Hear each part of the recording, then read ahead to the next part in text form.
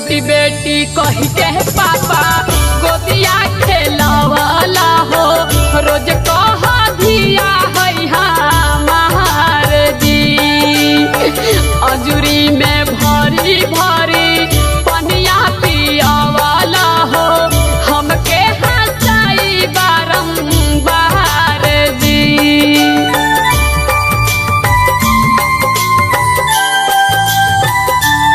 हाँ बेटी बेटी कही के पापा गोदिया खेलवाला हो रोज कह दिया है हमार जी अजूरी में भरी भरी पनिया पियावाला हो हमके हंसाई बारंबार जी।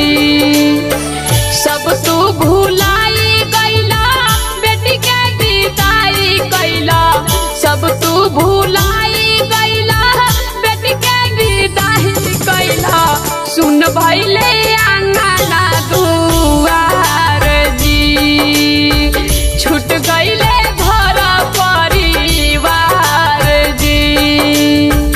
कौना नगरिया गइला हार जी छूट गइले घर परिवार जी।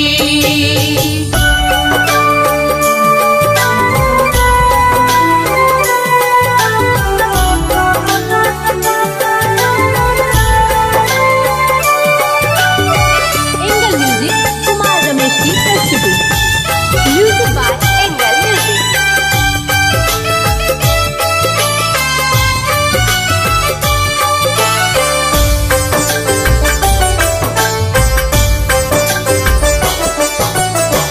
हमके पढ़ाई लिखाई दिहला तू ज्ञानवा हो सब कहल कैला हमार जी अब काहे रिश्ता तूरी बेटी के रोवाला हो भेजता रह हमके ससुरार जी।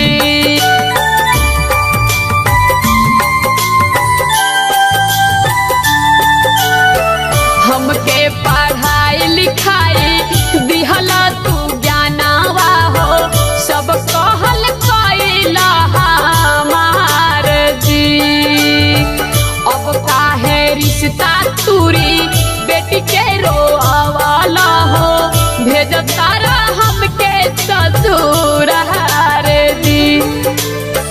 बेटी के सजाई दिहला पापा बिसराई दिहला बेटी के सजाई दिहला पापा बिसराई दिहला बोलाई लिहला डोलिया का हार जी छूट गईले घर परिवार जी।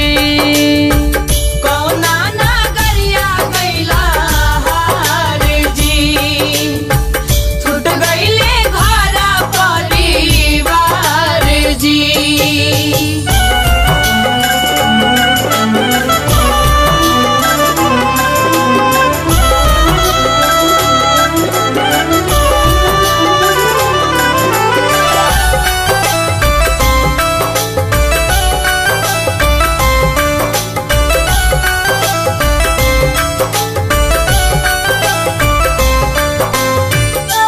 ए पापा अंगना में माई रोए दुआरा पर भैया हो सदिया रोएली भौजाई जी सखी सब राह में रोए देख के विदैया हो छोटका भैया रहलू कहाई जी।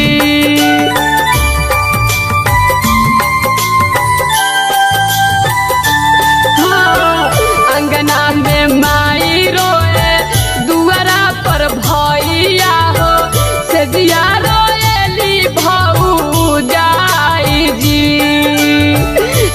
सब राह में